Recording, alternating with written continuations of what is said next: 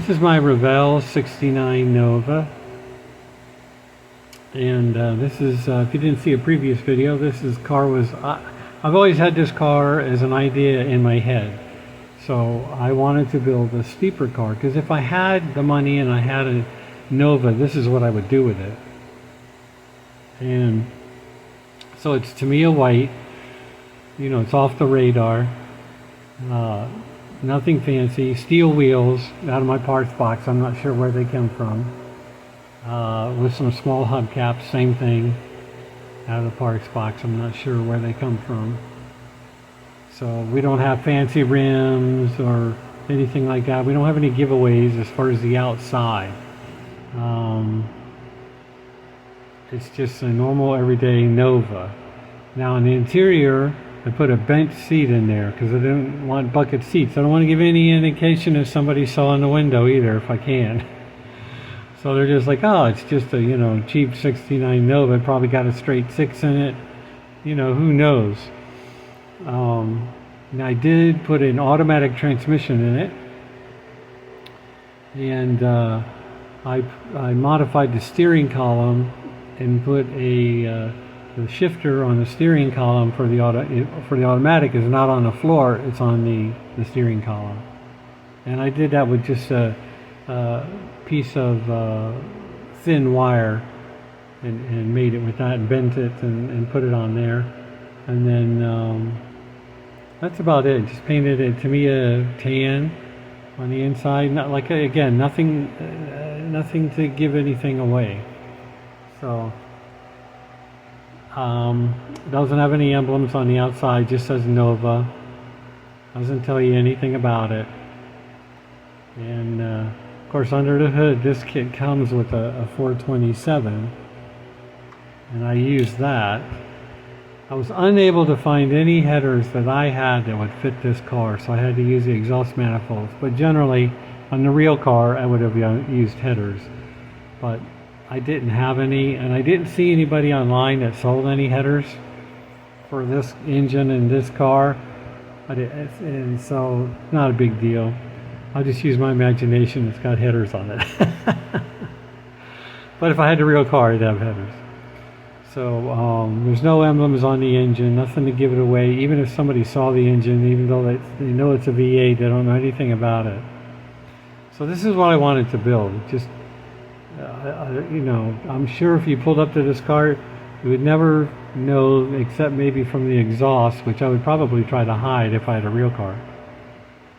So, but it was a good build. I've built one of these Camaros before. All the parts fit. I didn't have any fit issues. It's a little hard to get the chassis into the body. It takes a little finagling. You have to be careful. Otherwise, you know, you're going to knock out the radiator core or something else or whatever. Yeah, so that's the only thing I remember from it. Everything else seemed to fit. The windows have a little bit of a recess in the body to sit them in, so that's not too bad. You can get the windows in there. That's about it. I really can't think of anything. Now I used an intake manifold and a carburetor. I'm not sure what I used, but I had to make sure that the air cleaner that I used would not interfere with the hood. So I had to shave a little bit off of the manifold, and I shaved a little bit off the carburetor, and I was able to lower the air cleaner enough to get the hood on. But that was a minor thing, you know, any modeler can do that. On this car, also on the bottom, this is the bottom suspension. Again, I forgot to paint the gas tank. But normally I paint the gas tank either silver or a metallic gray or something like that, but I forgot. And then there are, I custom made frame connectors to connect the frame, and I custom made these anti-hop bars that attach to here and down to the back part of the uniframe. So I looked these parts up online at pictures, you know, from usually like parts companies, you know, that sell speed parts and stuff. You can look it up online. And I saw pictures of them, and then I just made the parts out of plastic, what I needed to make, going off those pictures. So again, those are unassuming. They're painted black like the bottom of the car. So on a real car, nobody's going to know those are on there. Again, you're making a sleeper car, so it's not going to matter. There's no reason to make them stand out. But everything else fit well. I did have to shave the axles just behind the wheel to use the rim that I wanted. I had to shave just about a little bit, maybe a 16th, maybe, I don't know, not an eighth of an inch. I don't even think it was that much, but just enough to get those tires in the wheel well. I didn't have to do anything to the front, and that was my choice. The stock wheels would have fit in there fine, I'm sure, but because I changed the rims, and the inner and outers were not necessarily made to go together, so I had to shave them down to make them fit inside the wheel, and then I used them on this car. So, you know, it's just an old white sleeper Nova. But I built it solely because I had this idea in my head. So I like it. It's pretty cool. The kit is a good kit, and that's it. I mean, it doesn't have any fancy paint job. It's just Tamiya white over Tamiya white primer, which is this one here. Now Tamiya white, like the gloss white,